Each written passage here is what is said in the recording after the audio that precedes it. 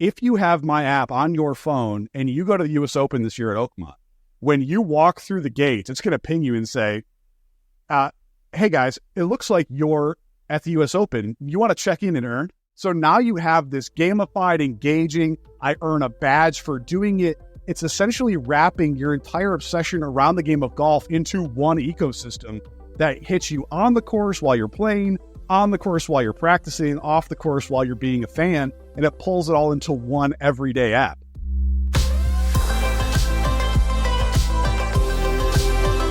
Welcome to the Edge Podcast. I'm DeFi Dad here with Nomadic. So today's show is with the co-founder of GolfN, Jared Phillips. We just got off the interview with him. It's like the ultimate golf experience app. It's an app that is rewarding you for playing golf, for being a fan of golf, for tracking your performance in golf, for socializing with your friends through the world of golf. I know we talked quite a bit about how we're using it as golfers, and you were making light of the fact that you're less of a golfer. So I'm curious, like, what was your impression from, Jared's conversation? Yeah, you'll have to listen to the full pod to hear my golfing background. Like, full disclosure, we've known Jared for a while, probably over a year, and we are invested in what Jared's building. But I would say the transformation we've seen from where Jared was with the idea to where it is now is just, it's kind of mind-boggling. And you'll see from this conversation, I think we mentioned it offline, but Jared speaks with a passion of what he's building like no other founder I think I've ever talked to on the pod.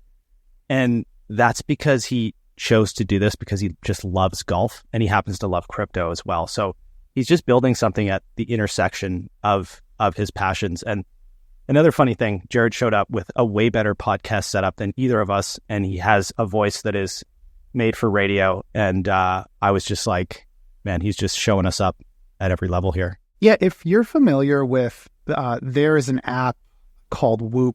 I like to use it for tracking like all of my like fitness related activity. I mean, it's like a health app. I use it to track everything from like weight to the way I sleep, to my resting heart rate. I track, when I run, when I walk, when I play baseball with the kids, when I go golfing. The whole point of it for me personally is, again, to like see improvement and insights over time around how I'm improving. And if you dig those types of like accountability type apps, this is an app that is for golfers. All this to say, he has built an app that I believe can stand on its own without crypto, but because he comes from a background of, understanding DeFi and being a longtime investor in crypto, they saw this opportunity to use crypto or tokens, tokenized value, to actually power the application. And so there's a lot of cool things they're doing with like NFTs that represent types of golf clubs. They're kind of like power-ups in the game. It should be really interesting, but like, don't think you've gotten lost in the first half of this, because we talk a lot about golf, but I think it really helps to bring you up to speed on the need for an app like this and what we hope is going to be one of the biggest applications that just so happens to use crypto. And then before we do get started, as always, we are so grateful to the sponsors we have on this show. We're very proud to work with those select partners. Please show them some love by going to our show notes. Reminder to please subscribe on our YouTube. The YouTube is under DeFi Dad, but if you go to the-edge.xyz, that's a great place to subscribe with your email, and you'll get real-time notifications for new episodes. You can also subscribe through like Apple or Spotify as well. With that said, we hope you enjoy the podcast on GolfN. The crypto UX is broken, and AI, you can't trust it. Let Magic Newton set you free. It puts financial freedom on autopilot. It does all the work for you 24/7, so you can go do what you want. This is the vision behind Magic Labs, the creators of embedded wallets. Used and backed by the best, see for yourself with a simpler crypto UX powered by verifiable AI agents. Get started at newton.xyz. Maple Finance is one of my favorite products in DeFi. It is a gateway to sustainable real yield powered by over $1 billion in AUM across USDC and BTC products. And now with Syrup USDC by Maple, anyone can earn institutional-grade yield. For deposits of $1,000 or more, now through May 31st, Syrup USDC holders have a shot at a $300,000 grand prize expected to be drawn in November. The more you deposit, the higher your chances to win. Learn more at syrup.fi, and thanks to Maple for supporting us here at the Edge Podcast and Edge Newsletter. This episode is brought to you by SKALE, the next evolution in Layer 1 blockchains with a gas-free, invisible UX, instant finality, and robust security. SKALE allows for limitless scalability and has already saved its 50 million users over $11 billion in gas fees. Visit scale.space today and follow their journey on X at SKALE Network. Overwhelmed trying to manage your crypto and DeFi investments? Meet iYIELD, a free financial planning tool for crypto natives and yield farmers. iYIELD's dashboard compares returns from your DeFi positions side by side, providing clarity to help you make better decisions. iYIELD supports a growing list of over 16,000 tokens and 40 of the top DeFi and staking protocols across 17 blockchains, including Ethereum L2s. The best part is that iYIELD is 100% free, anonymous, and there are no ads. Check out iYIELD.com today to take control of your financial future. Hey folks, I wanted to tell you a bit about our sponsor, PYTH Oracles, your go-to source for smarter data to power smarter contracts. PYTH delivers real-time market data for crypto, equities, FX, and commodities to over 80 blockchains. With 120 plus major market participants like Jane Street, Binance, and CBOE, PYTH ensures secure, low-latency feeds trusted by 430 DeFi apps. You can learn more about PYTH by going to pyth.network, and thanks to the PYTH community for supporting us here at the Edge Podcast and Edge Newsletter. All right, let's introduce Jared Phillips, co-founder and CEO of GolfN. Jared, welcome to the Edge Podcast. How are you doing? I'm doing great. Thanks for having me, guys. So just this week, my own kids started junior PGA. So the timing of this conversation couldn't be any more perfect. You know, we're going to get to talk all about GolfN, and I think how you're transforming the experience, the game of playing golf through a golf app. But Jared, why don't we start out with why golf? Let's get into what drew you into the space, wanting to build anything adjacent to golf. And then I'd love to get more into the actual app and the idea of everything you're building, how crypto plays into all of this and so forth. Yeah, no, I appreciate that. And that's awesome that your kids are in junior PGA. I think that's a great program, something that we didn't have. I mean, I didn't have that growing up. I just had to go loop and try to get in around or whatever. But I joke around. They're better than me. When I go up to the tee box, I go, close your eyes. Don't watch anything that I'm doing. You don't want to do this. Yeah. Never follow daddy. Just do whatever your coaches tell you. Other areas that I can lead you. This isn't it. Yeah. So my background in golf starts from when I was very, very little. And I have this thesis that I've said before in other places, but I've always thought that three guys that are the same guy are golf guy, poker guy, and crypto guy. I just happen to be all three, where you kind of have this obsession, this niche community, really like it. People kind of talk the talk. And I remember golf is etched into my brain because when I grew up pretty poor, didn't have a ton of money for golf. No clubs, no anything. I always wanted to play. There was one day a year that I got to play golf from when I was 7 to 12 because that's all we could really afford. It was Father's Day every single year. I would go out with my father, my brother, and my grandfather once a year for 5 years. And it was the greatest day of the year. And it was always Father's Day. And I looked forward to it because we'd actually spend money and I could go do it. And I was finally at the age of 12 was I have to do more of this. It's so hard. It's so good. I love this time with my family. What do I do? Well, in Michigan, where I'm from, you can start working temporary hours, 13, 14. So I started, hauling clubs and cleaning carts at our local muni just to get more time in golf. And it's just been a chase ever since where it's I just want to do it more. I want to try to get better.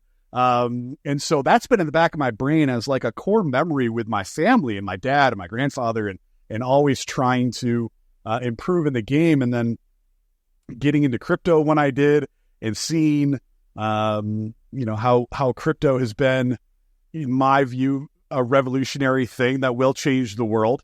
Trying to find a way to marry those together seemed like something worth taking a shot on. I've been in crypto since 2019, 2018, really.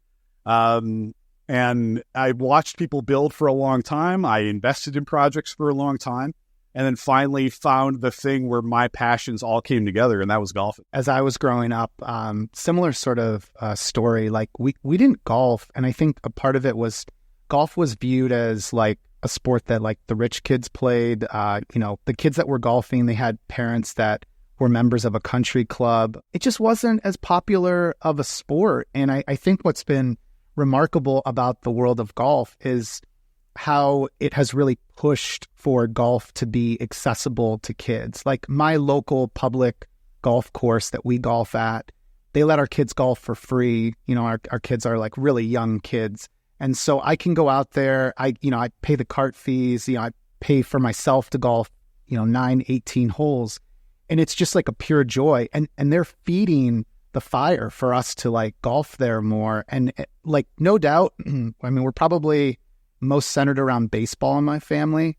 Sure. Golf has become probably my favorite bonding activity with my kids. Like I absolutely enjoy every minute of it. It's going to be time one day that they're going to remember, like my dad always took me golfing regularly. And it's a sport that you can play for a lifetime. So, again, credit to the world of golf for like thinking about how can we onboard that many more folks? Because otherwise there's a stuffy element to golf. There is a world, it's here in my community as well. I actually truthfully continue to golf at the public course because I think like, honestly, it's the best experience. It's the most welcoming place for my children versus I don't want to go play at a stuffy club and like have to like apologize for my kids like making a mess on the course. I think there's multiple clubs too. There's different styles. Like the upper echelon's always going to be that way. I do belong to a club from not far from where I know you grew up. It was the old like steel mills club. Okay. So this is like steel mill workers belong there, and it's a lot more blue collar and it's a lot more relaxed, but it's still, it's a different community, and, really, really great because you still kind of see every facet of life in there versus like the 1%ers. But yes, for the most part, you're dealing with like, these class issues are very prevalent here, right? I'm probably the least golfer of this trio here, but I'll tell you my quick abbreviated golf history. And, I grew up on a farm, and my earliest memory of golfing is just we had an old beat up driver, and I would just launch crab apples off a tee and like horse chestnuts. Like there was no golf happening in my life growing up. Like my dad was a farmer. If I was like, hey, we should go golfing, he'd be like, we don't have time for that. But I have picked it up later in life. And Jared, one thing, we were talking offline about this, and you shot me over a stat that I think you should share here, because I had kind of maybe naively assumed that golf's popularity was waning, as maybe not into it as you two, but the stat you shared with me with millennials, can you rattle that off for us? Like where golf is kind of going, its current trajectory? Yeah, I will say that obviously the pandemic was horrible, and it was not fun, and no one wants to repeat it, and no one will ever choose to repeat it. But without question, the largest beneficiary of COVID was golf. Like, not even close. Because so much that you ordinarily would do inside, you could no longer do anymore. And what could you do pretty early at post-pandemic? You could go out golf, because we found out being outside was okay. It was already trending pretty well at that point, but I think there's two stats that I know that I think you're referring to. I'll give you the one that probably is not directly what you asked first, but from 2013 to 2023, overall participation in golf increased by 50%. That's crazy. In America. I'm just talking about America. I'm not even talking about the world. I'm talking about just in America. It went up 50%. And participation in golf is an interesting thing. And the advent and like that number is, again, weighted to post-COVID a little bit, because younger people started doing it. You started seeing more like chip-in putts and simulators and Top Golf and things like that, where it was, let's be honest, it was hard to learn how to play golf when we were growing up, because it was like, we're not a member, didn't really play, munis are intimidating, like where do you go? there's all sorts of places now where people get into the game of golf differently than they ever have. It's a friend has a simulator at their house, or you go to a Top Golf, or like, hey, let's go putt-putt. And so that started snowballing. COVID kind of kicked that up a notch even further. And so when I say that number, in 2013, there wasn't a lot of those, but they're not double counting these people, right? So you went from not a whole lot of indoor stuff. Now there's a ton of indoor, outdoor, non-on-course related activities. It's doubled from 2013 to 2023, and it still increases like 12, 15% a year in overall those people. But the stat I know that you were kind of leading me toward, which is crazy, is right now, for the first time ever, the largest segment in golf is not over 40 years old. It's not over 50 years old. It's like 22 to 34. So like the largest percentage of groups of people playing golf right now are the young ones. It's not an old man's game anymore. I'm just going to chime in with one thing kind of on that line of thinking. So I've stated I wasn't a golfer, but I became crazy addicted to golf stats at one point in my life, probably for about 4 to 5 years. And I was an early DraftKings DFS player, and golf really hooked me in at one point, to the point where I was like looking up which golfers putted better on which green types and things like that. So I think that kind of speaks to this, like what golf has done to pull in like even like alternative media sources into the game of golf and other ways to kind of hook in people to like, okay, now I'm paying attention to golf. And to be honest, I had 4 to 5 figures every week riding on golf. And I was like, I'm just like watching golf, paying attention to golf. I'm not really playing golf, but then I started playing some more golf because of that too. So yeah, also interesting. I think that also, like, just to go along with that, like, people don't understand how difficult golf is if you've never played it. So there's like, like I played baseball, wasn't hard to hit a ball, or I played hockey and I could snap off a wrister and that was whatever. Like, it is very, very different than anything that you think. And even Top Golf or whatever, like, people get embarrassed the first time thinking like, I just hit the ball, right? Like, no, it's pretty hard. And so to scratch that itch even further, when you finally start playing, you're like, oh, I thought I'd be way better at this to start. I'm athletic. Like, why am I not better? And then you kind of get at yourself to be like, no, I'm going to keep doing this. I'm going to figure this out. Yeah, it's one of those sports, it's a lifelong sport. Like, I miss baseball, but like after college ended, I'm like, I can't play this competitively. But golf, the craziest thing about golf is I am the best golfer I've ever been in my life at this point, and there's almost no other sport where you can look to continue to get better. I mean, hopefully as long as you don't get injured. There's another aspect to, I think, like why I see what you're building as such a huge opportunity. Can you talk a little bit about like the media world around golf? Because when I was growing up, I remember like my dad and I would watch the Masters. We would watch some of the major tours. Or some of the major like tournaments. We, reveled in watching like a Tiger Woods, of course. But I mean, nowadays golf is everywhere. It's like I watch some of Grant Horvat, if I'm saying his name correctly. We're obsessed with Full Swing, the Netflix documentary series on golfers. So like my very young children, who are in elementary school, who are in junior PGA, those kids know the names of like the top 10 PGA golfers. And like when we go to a tournament once a year, they're like rooting them on like they do if we go to like a professional baseball game. I mean, that is just transformational to me, like how mainstream, again, golf has become in the world of sports for children, alongside the likes of Little League and basketball and everything else. And you want to know what's interesting about that? What you're talking about right now is actually why the PGA and LIV split. So the reason why the PGA and LIV even had that, why there was even a hole for LIV to run through, was the PGA owns your media rights 100% when you're on their tour. Everything you do on or on the course, they own it. And a lot of those guys that left early were the ones who were personalities that were trying to do other things.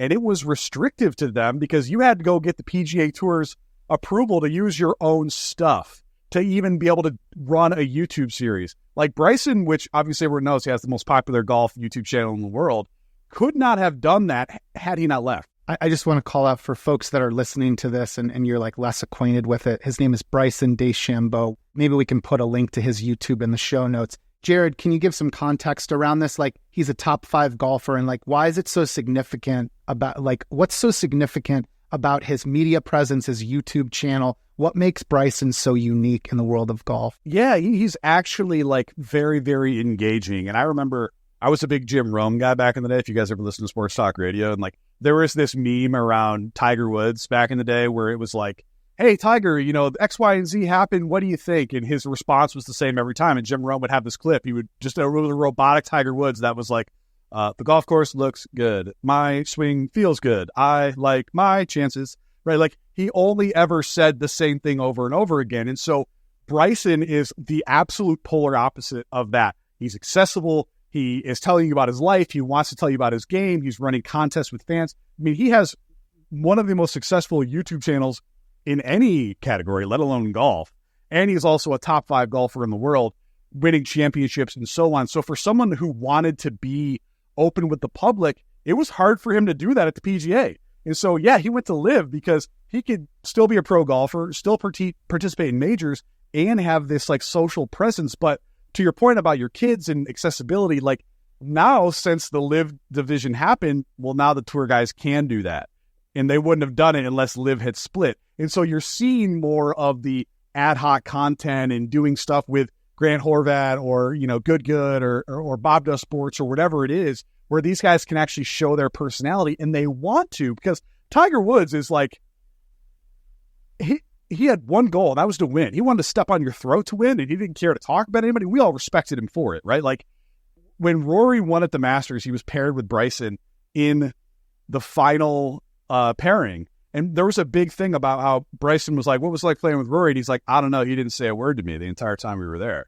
And that's interesting because, like, that's a Tiger move, right? And we wouldn't think twice about that if Tiger did it. But Rory is like, that's kind of messed up, man. Just like talk with Bryson. You're out there. So there's like this whole shift of paradigm for like what elite do. And the thing is about Bryson, he spends as much time on his YouTube channel as he does on the golf course, and he's elite at both. Extremely impressive. It's extremely engaging. And like, he's young. He's winning majors. He's going to be the central force in golf for a long time. Bryson DeChambeau in the Masters is walking up the fairway. And at one point, he is looking like, you know, like he's going to potentially win and take the lead away from Rory. And he is walking up the fairway, and he is very intentionally engaging with fans all along the way. I mean, he's pumped. You know, he looks like a college athlete, you know, in the NCAA Sweet 16 or something. He's got that kind of energy. He's high-fiving people. This is the complete opposite of the behavior that we normally see from golfers. And it's not a criticism. I personally, like, I respect the grind that they go through. Like 18 holes, walking 4 days in a row is just brutal on your body.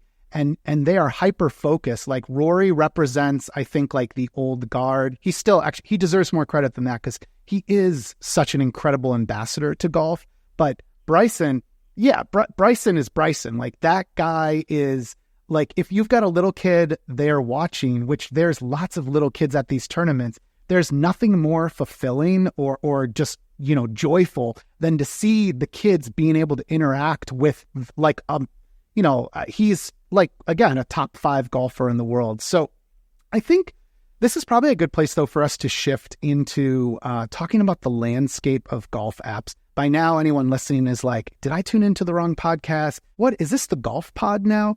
Can you talk about what do apps look like in golf? If you're a golfer, like, what's been the standard in terms of using an app while you golf? Like, what's the purpose of it? What sorts of games exist? And this will kind of lead, I think, into the opportunity you saw for building GolfN.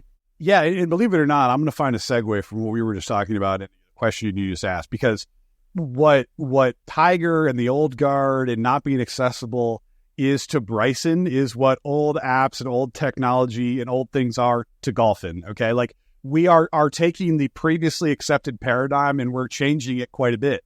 There was a stat that came out from the National Golf Foundation, which we're a member of as a golf company, which you have to be to become a member. And they put out these stats on golf all the time. And they put one out in March of this year. And I'll send you the graphic if you guys want to put it up or whatever it is for people to look at, because I think it's interesting, or at least a link to it.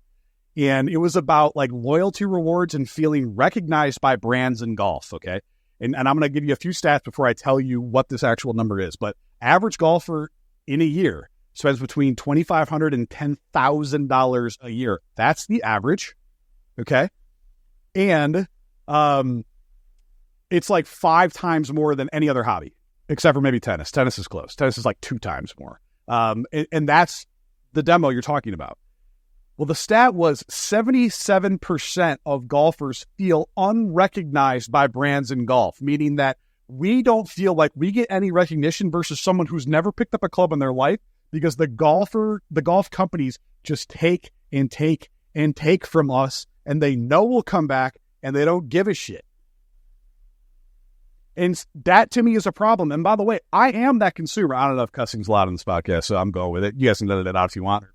I fix it in post, but you're all good. I won't let my children listen to this podcast normally, but for this episode, I will shield their innocent ears. Just drop a beep in there, it makes it funnier. But seriously, the golf companies don't care. And there's another substat on that. That's only 3 to 5% of golfers around the world, of which there's 120 million on-course golfers. There's even more than that, actually feel like they're rewarded in any meaningful way around the game of golf. That is a disgustingly low number for a group of people whose average salary is $120,000 a year, who on average spend between $2,500 and $10,000 a year pursuing this. And the brands have said, we don't really care, you're going to come back. And I am that consumer, okay? Like, I am that guy. We talked about why we're in golf and how you keep getting better. Well, I am very much like, I'm obsessed with golf for a lot of reasons, which I talked about earlier, but it's also the only place I get to compete anymore, right? Like, I get to put my best up against somebody else's best, and that's, you take advantage of that when you're younger. Like, I can do it here, there, high school, college, intramurals, like even whatever. Like, it's harder to do as you get older. And so you love it for a lot of different reasons. And I was this guy who just felt taken advantage of. And so you look at the app landscape, to actually get back to your question, 6-8 years ago when Arcos and 18 Birdies and Grit came out, they were revolutionary for the type of insights you could get into your game. They charge you a lot of money for those insights, but quite frankly, I've literally, I kid you not, I have the receipts. I've paid for every app there is, because I want, and this is before I even thought about golfing. It was like, maybe this one will make me better. Maybe this one will get me over the hump. Maybe this one will do this. And they all have these things they've done really well, but they've all gotten very complacent, much like every other brand in golf, where it's like, people like it. They're going to come back. They're going to pay their fee. And all they do is give you insights into your own game. They own your shot data. They essentially are saying, we think that our mousetrap's better, and once you're here, you're never going to leave because we owned your history, and what are you going to do? And that bothers me quite a bit. One, already being taken advantage of, and two, like 8 years ago when you guys just came out, that was really, really interesting, but that's table stakes now. Like, everyone has has strokes gained. Everyone can see their average. Everyone can connect with their friends. Like, what makes you different? And they're saying, no, just continue going with us, just like you should continue buying Titleist, because everyone always has. Not a good enough reason for me. Yeah, and what I'm picking up with all this, like even this like change in landscape with this more allowance of media and trying these new things in golf that they weren't maybe traditionally doing, there's always like an embedded old guard when there's these kind of turning points and shifts, right? So kind of what I'm picking up from you is like Arcos, 18 Birdies, I think you mentioned, there's probably, they've kind of enjoyed being up on the peak and maybe not having to compete too much or change or iterate. And what I see with what you're doing is you're coming in as a user that's used all these products, and you're like, hey, I know how we can make it better. But what I would love for you to maybe speak to is just even specifically more to talk about this, like the loyalty programs that are in golf and what's lacking. What do you see as the wedge into this app space with what you're building with GolfN and what you're seeing from the competitors or incumbents that you're talking about? MANTLE is charting a course towards a future of enabling crypto access for everyone, with major endeavors to build MANTLE Banking and MANTLE Index 4. MANTLE Banking means a new crypto neobank that helps users spend, save, and invest across their fiat and crypto finances. all in one account. MANTLE Index 4 is a tokenized fund in partnership with one of the leading tokenization platforms in the market. You can think of MI4 as the S&P 500 of crypto. To learn more, check out group.mantle.xyz. And thanks to the Mantle community for supporting us here at the Edge Podcast and Edge Newsletter. Yeah, well, to answer the question about the loyalty programs that currently exist in golf, that's a pretty easy answer. There are none. Like, full stop. That's the answer to the question, which is disgusting. Like, there are people that are trying to do it. Troon is doing it. Troon is a golf course management company. They own a bunch of courses. They've managed about 1,800. They're trying to do Troon rewards. But here's the thing. Troon golf courses are expensive. If you're only playing high-dollar expensive golf courses, yeah, maybe you're going to start to get some rewards, okay? Kemper's doing it as well. Kemper are local to me here in Chicago. I actually like those guys a lot. We're trying to find ways to work together where they're doing the same thing. Kemper's frequent fairway programs, but they even know that it's like a flawed system where it's like, okay, if you're only playing Kemper courses, you get these rewards. If you're only playing Troon, like, where is the centralization here? It doesn't really exist. And so the answer is they don't exist. Where are we coming in? Well, like, let me give you an A and a B scenario here. And you tell me. A is the old guard. They charge you money for a service of which that which you get is just insights into your own game. Okay, I get to see my stats, I get to track my scores, I get to submit for my handicap. They cost somewhere between like low end $40 a year, high end like $180 a year, and they're all somewhere in there, and they're all MRR or ARR, monthly recurring revenue, annually recurring revenue for those companies. That's A. Or B, we're going to give you all of those stats, all the things that you expect to see in those other apps for free, cost you no dollars. There's nothing feature gated, which is what they do. They go, hey, we can give you a little bit for free, but if you want stats, you got to pay us. Nothing's feature gated. And the more you use and engage inside the app, you actually earn, you get paid to be able to apply towards golf-related items or other things, in our case, which can be convertible into a token. Why would you ever choose to pay someone? Yeah, you're making it the choice pretty obvious there. I mean, providing you can create a product that's kind of feature parity, if you're not going to pay, if you don't have to pay for it, I mean, it's kind of a no-brainer. But Jared, I want you. So something you mentioned in Telegram the other day, you said, okay, I have it here. You said GolfN equals Strava, which is the running app, plus Chase Rewards, plus Pokemon Go. And the little that I do understand about GolfN, I feel like that nails it kind of perfectly. But can you elaborate sort of on what you mean by all that? Yeah. So this is a good, comparison to continue what we've been talking about with the golf apps, right? How do you engage with those golf apps now? And again, I'm making this sound like these guys are the worst. They're not. Okay, like I said, I like them. I still pay for Arcos, which is funny. I should probably stop, but like I like it. I think they do the best for insights. But the time that you use Arcos is when you get to the course, when you're getting ready for a big tournament, you turn it on, you use it, you put it away, right? Like that's it. You only use it in this very specific part of your life.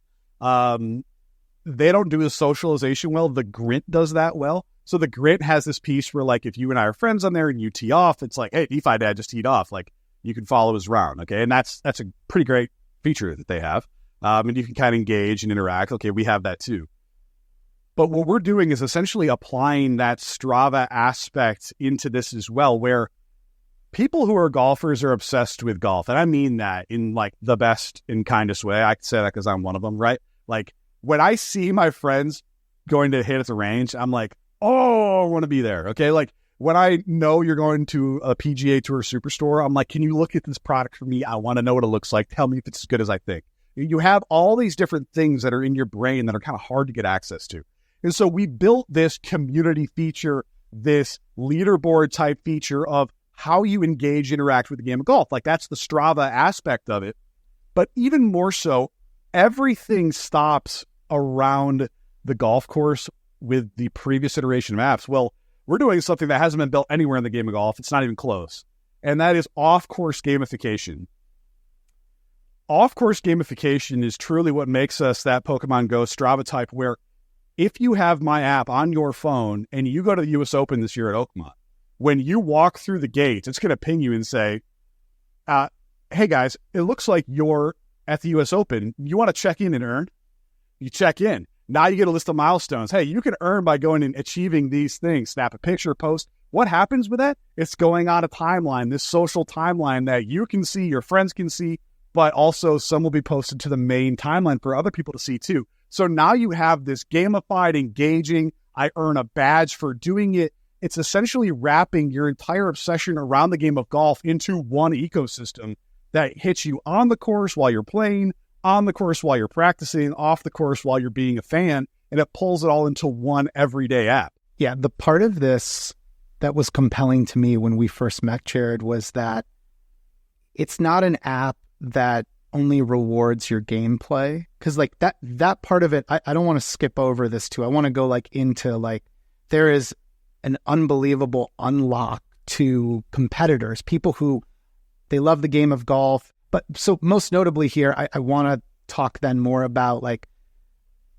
how are you enabling more competition at the amateur level? This is a way to be able to bet on yourself and your own game and potentially like get rewarded for just being like a hell of a golfer, but you're not at the level again to like go play at the pro level or play in, you know, more competitive local tournaments. Yeah.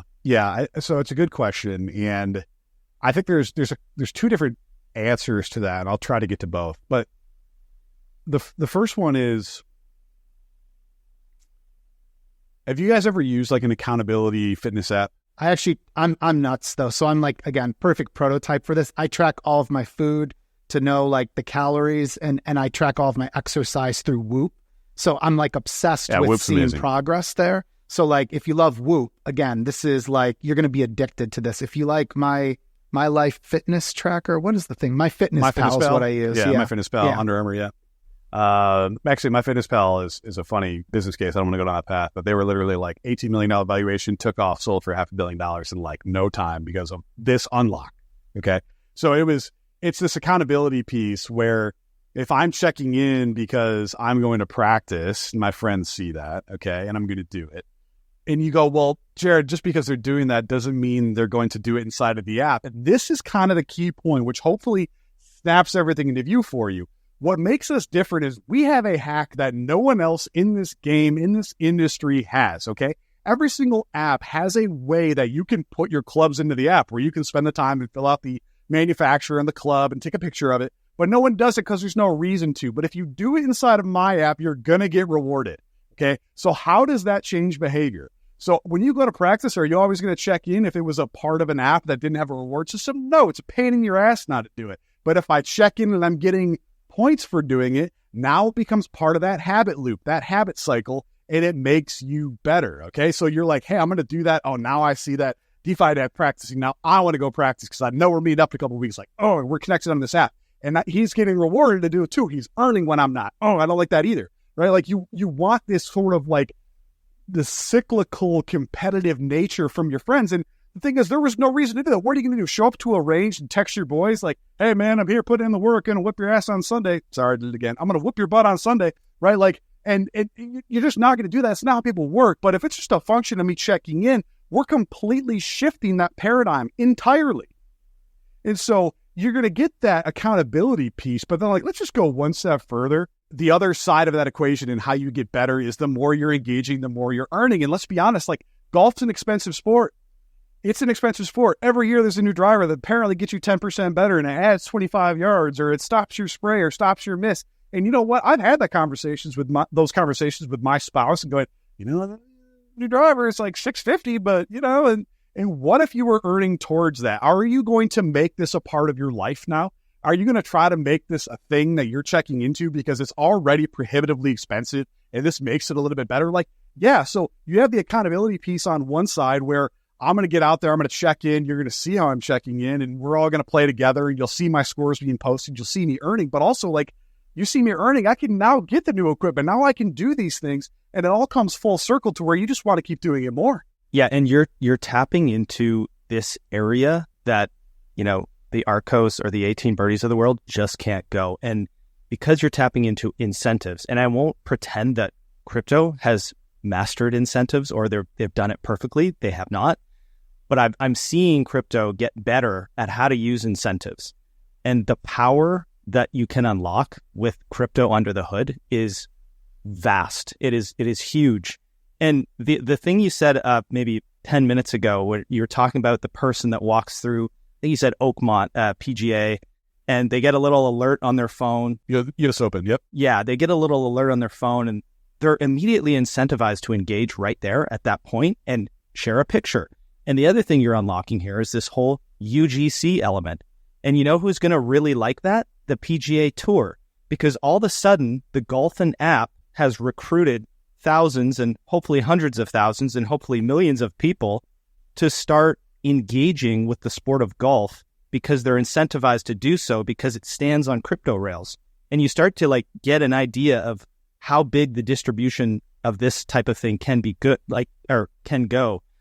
So yeah, like I have always loved Web3 gaming and been waiting for it to happen because I think there's a perfect formula that hopefully comes together one day. But this is probably one of the best packaged things I've seen that isn't really Web3 gaming, but it sort of is a golf app.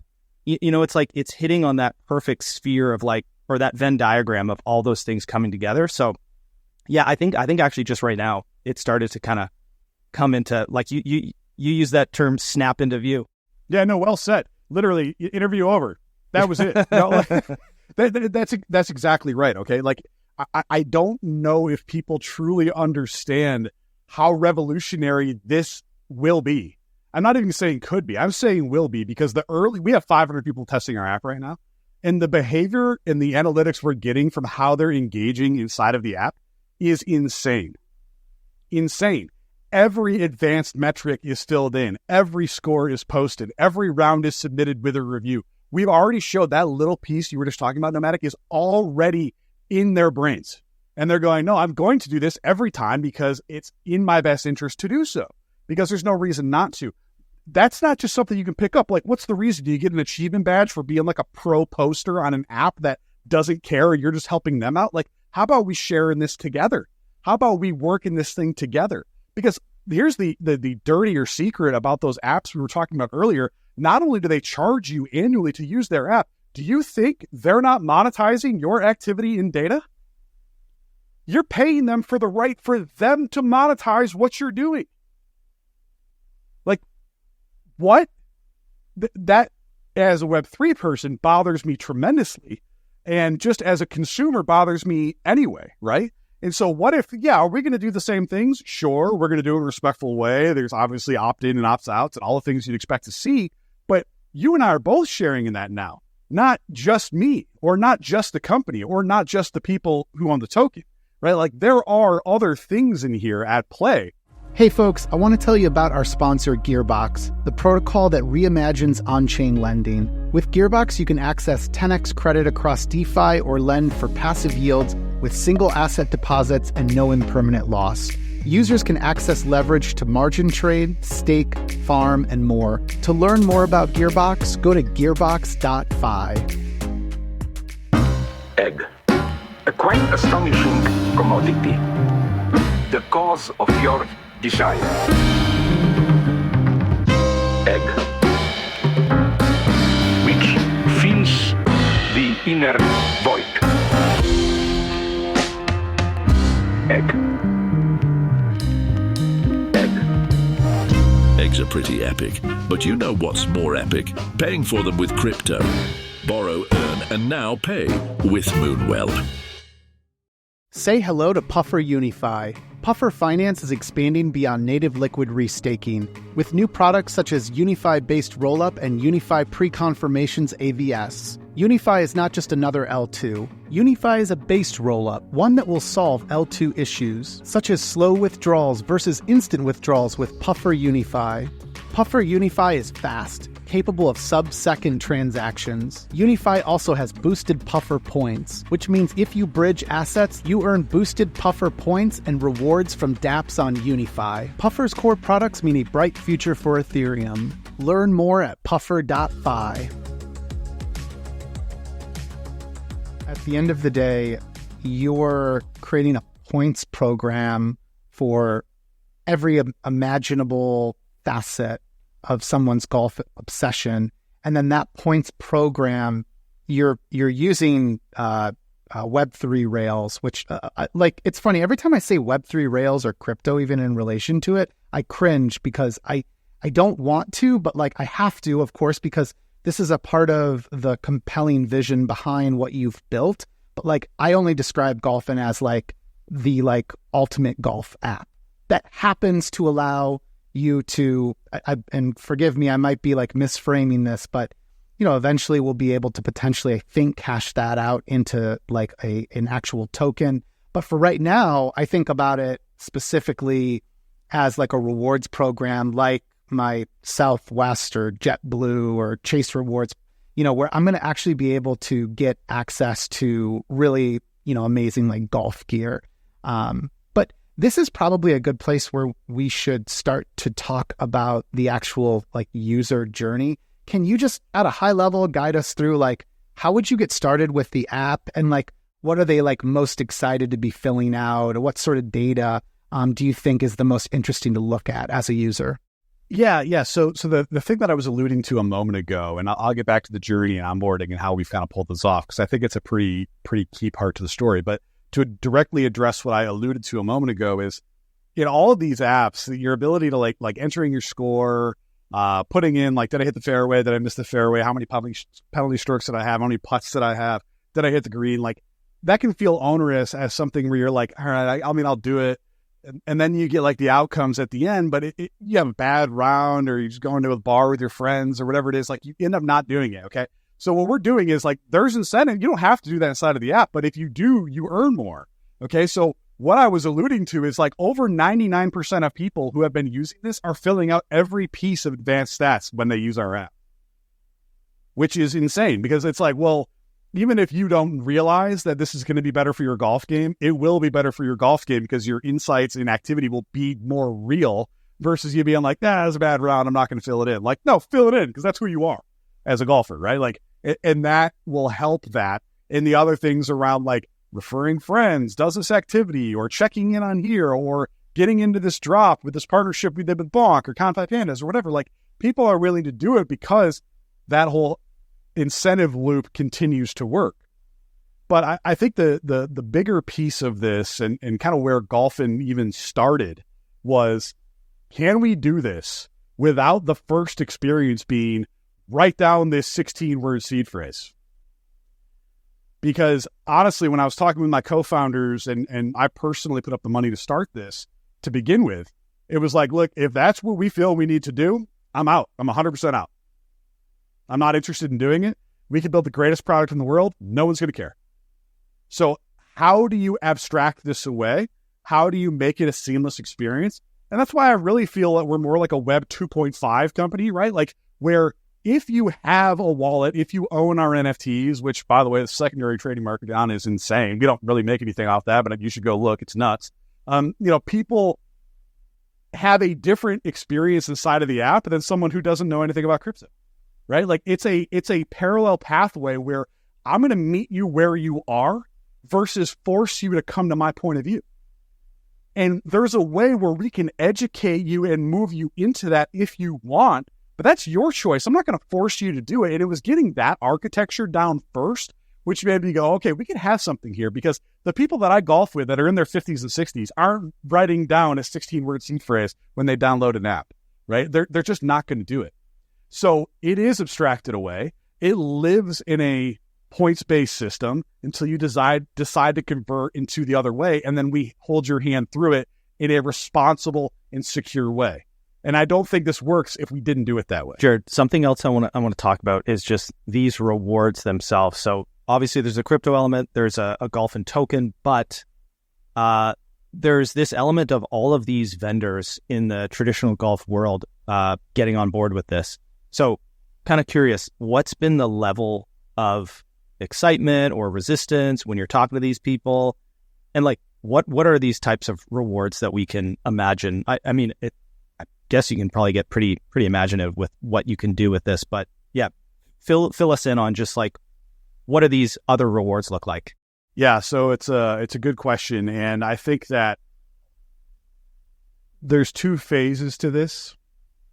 The first phase for everyone who doesn't care about crypto will be the only phase they ever care about, right? It's just like, hey, I earn these points, and I go into the pro shop in the GolfN app in the marketplace, and I can search and I can find drivers and irons and wedges and putters and gloves and balls.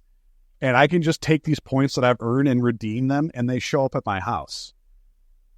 Why would you go to Dick's? Why would you go to Golfsmith or any other place when you can pay with points? Like, I just did this the other day with my wife. She's had like an iPhone 12 and she was complaining about it. Chase Rewards happens to be around like a 50%, additional points right now. I was like, yeah, I'll just get you some iPhone. And got her no iPhone, had it shipped. Like, why would I go to the store and purchase a new one if I didn't have to? So that process, though, Nomadic, was interesting because pitching this idea to these golf companies is pretty radical.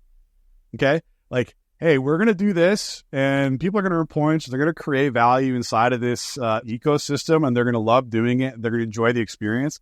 And what's that going to end up being for you? Well, it's going to be tantamount to a ton of sales. And here's how this whole ecosystem works and comes together.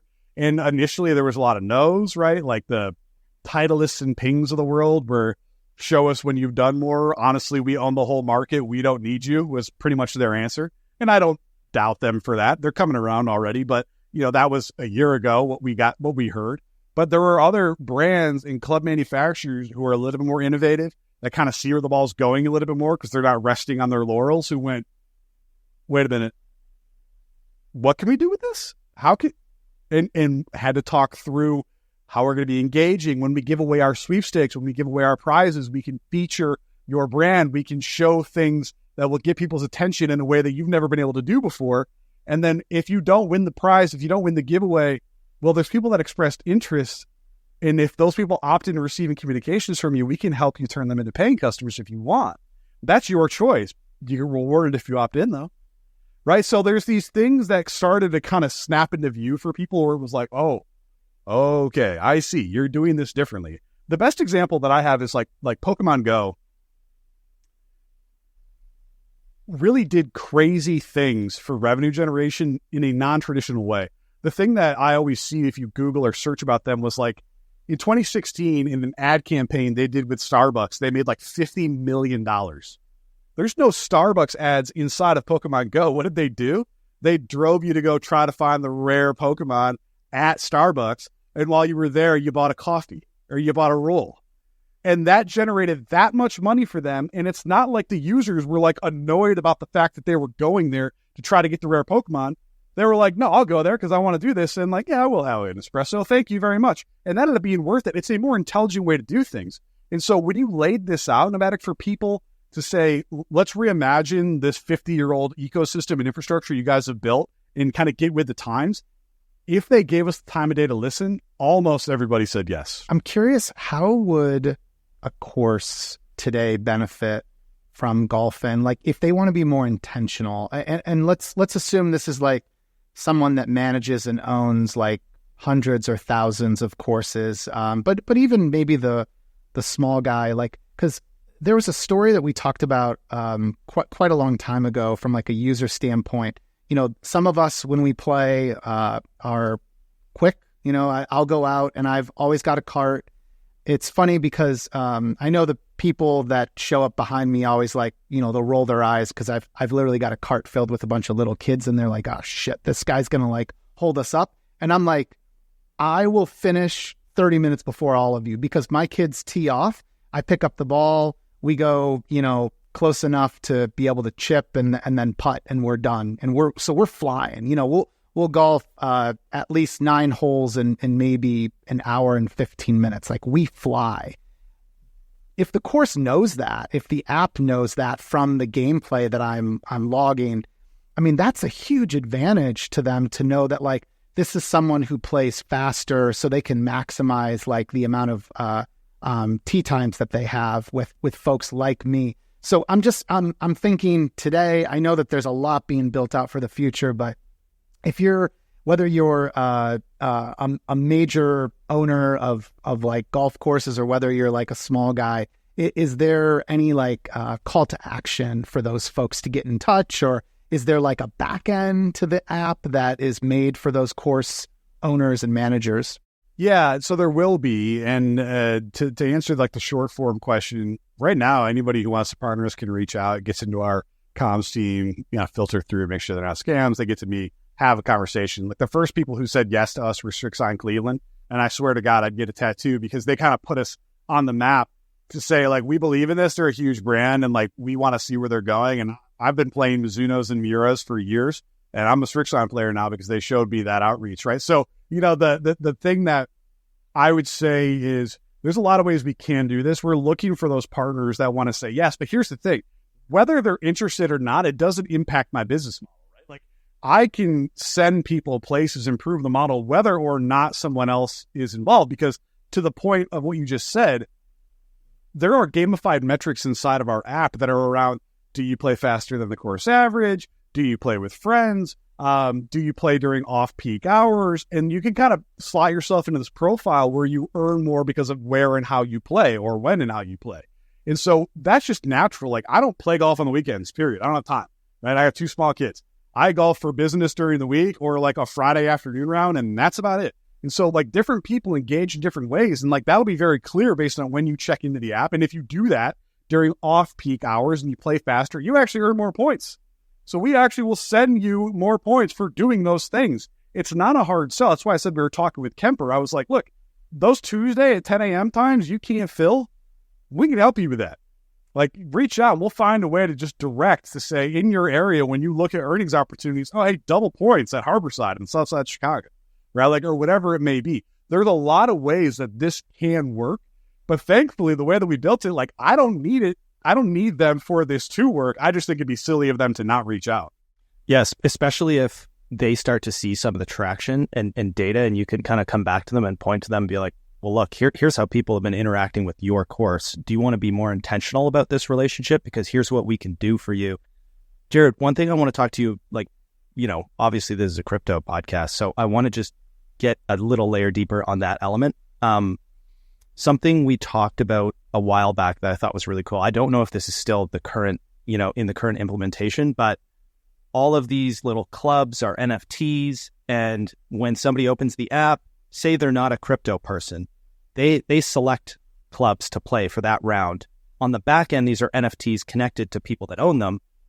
And I think there's like a randomized element in here where like, this random user that doesn't even touch crypto just picks somebody's owned NFT, and if somebody uses your NFT, there's like a connection there. Can you am I butchering that, or can you kind of elaborate on this? No, you got it mostly right. So yeah, that's the benefit outside of our NFTs, I guess, is I won't say it because I don't want to cuss again on your podcast, but like an NFT that actually does blank, like actually does something, because people who have been collecting our sets of clubs, and I think they're pretty nice. I designed a few of them, even though that's not me. That's what happens when you're in a startup mode. You figure it out. And so all the commons and uncommons I did. Don't at me. Okay, I know they're not amazing, but I did what I could. And actually, they are pretty good.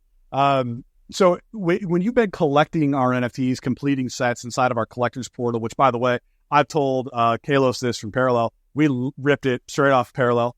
Everyone's like, I love Parallel. It's great. Your caching portal's awesome. I'm going to do it. We actually called and talked to them about it, right? Like, that's what we did to say, look, collect these sets and you get these bonuses and advantages. You can start earning ahead of time.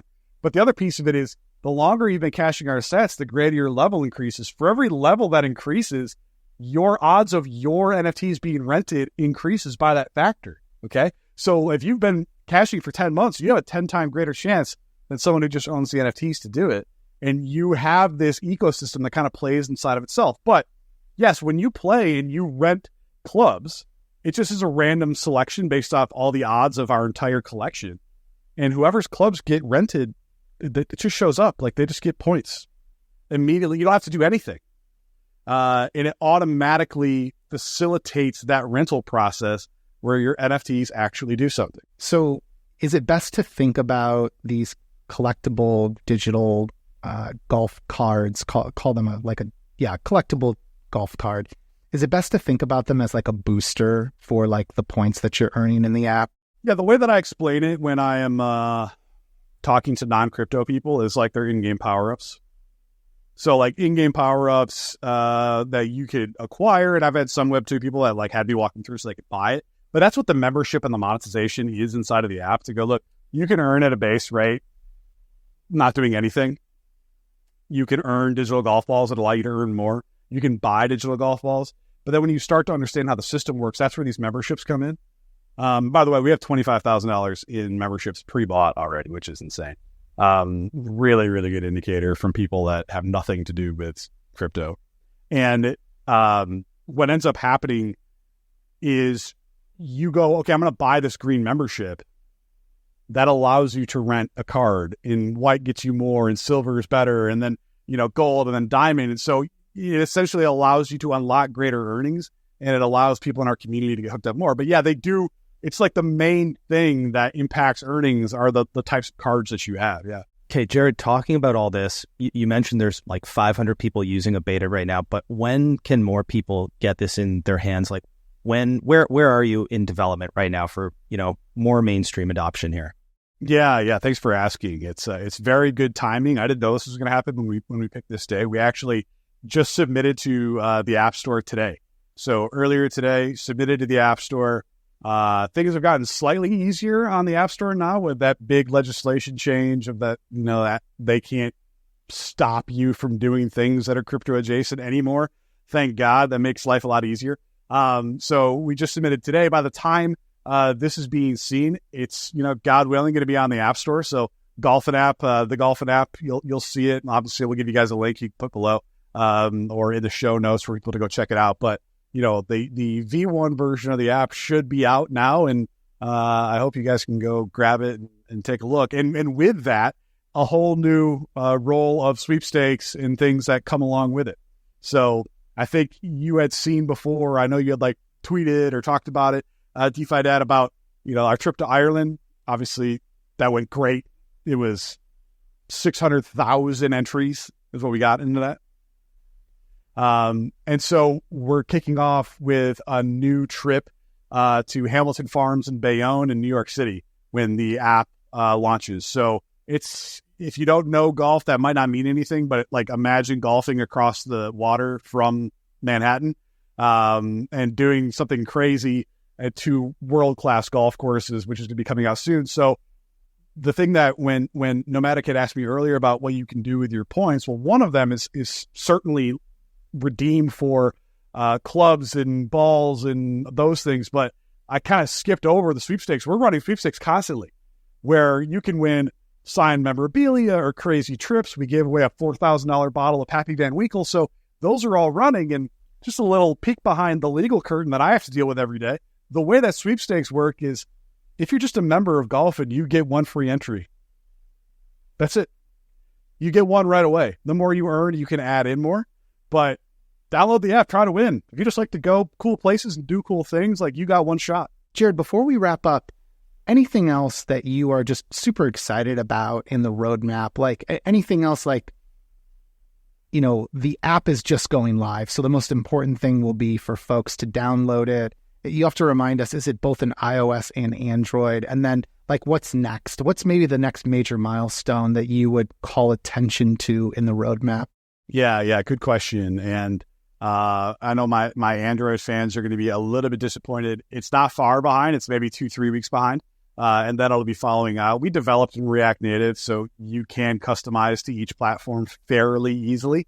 But it does take some time, and you have to develop on one first and then kind of convert to the other. Unfortunately, iOS was first. Jared, we're used to this. Don't worry. I figured. So yeah, it's coming very, very soon.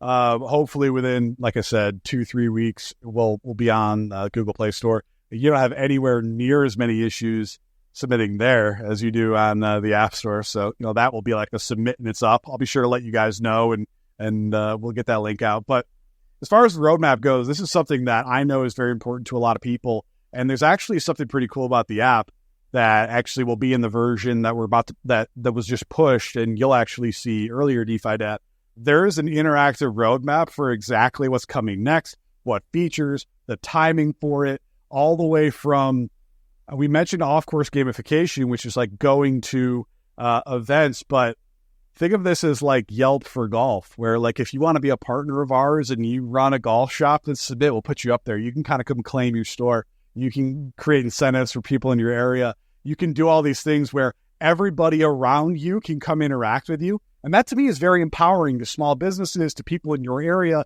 to go, look, like I want to go to this new simulator bar. I want to go try out this game improvement center or whatever it is. Like that sort of unlocks and pulls everyone together. And we're building that out right now. That's a huge task. You're literally geofencing every golf related store in the world. We're not just the United States. We're everywhere.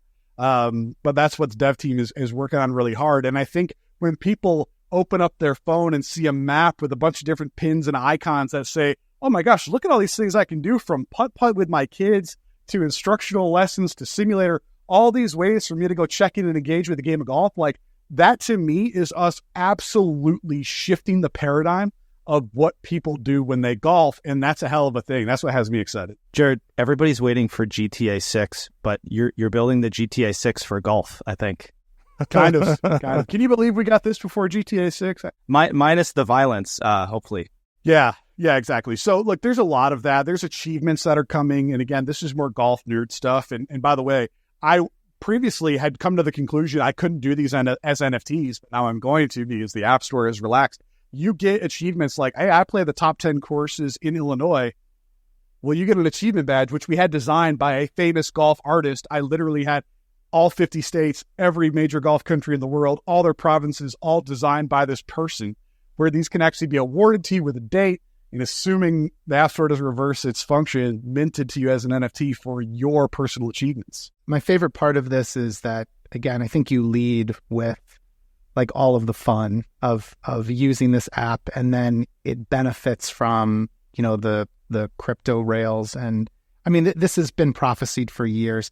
We over-indexed for years on infrastructure in the space. There's been a severe course correction, I think, in the past year. There's been like a call to arms, and it's very normal in this space. Like, you looked kind of nuts when you were first wanting to like build this, when you were first pitching the idea and starting to develop it. And I remember thinking like maybe this is it. Finally, we're going to see like a pivot to like better applications. And so anyways, this is probably a good time then to remind our audience that they should learn more about GolfN by going to golfn.com. That's GOLFN.com. And then you can follow the GolfN team at GolfN app on X. And then Jared, any other final word here before we go? Just thank you so much for spending a little extra time with us today, and just super excited for folks to get access to the app. Like, I'm excited to download the real app. I've had, you know, this beta app for quite some time, and again, it's been fantastic, but I know there's a lot of features there that even I haven't had access to, so excited to unlock that. Yeah, it's a good question too, and I think like maybe the one or two things I'll leave you. We have an actual bug bounty and feature bounty form on the homepage, where if you submit ideas, like, we're going to pay you for them. If you submit issues, we're going to pay you for them. We are literally the most open, want to be criticized company you'll ever find. I want to know what you want to see. Let's talk about it. There's people that have been submitting in alpha where I'm like, hey, can we get on the phone for 20 minutes? I need you to tell me what you were thinking. Why? Where were you? How does this fit in? I actually want to hear from you. Okay, most people say that. They do not. I want to hear from you so much, I'm going to pay you to tell me what's wrong with my app, because much like crypto, yeah, we're building in prod, right? We're testing in prod, to quote Andre, right? Like, we are doing this because we know we have a good enough app for what golfers expect, but it can get better. Be a part of the process. That's part of the fun with Web3. It's not Jared's app. It's all of our app, and we're the ones who can put it into action. So please come say hi, connect with us, download the app, tell me what you like, tell me what you don't like, and you'll never find a more open group of people that want to hear what you have to say. Thanks everyone for tuning in. To stay up to date with future episodes, plus get expert tips, strategies, and exclusive content, subscribe to our free newsletter at the-edge.xyz.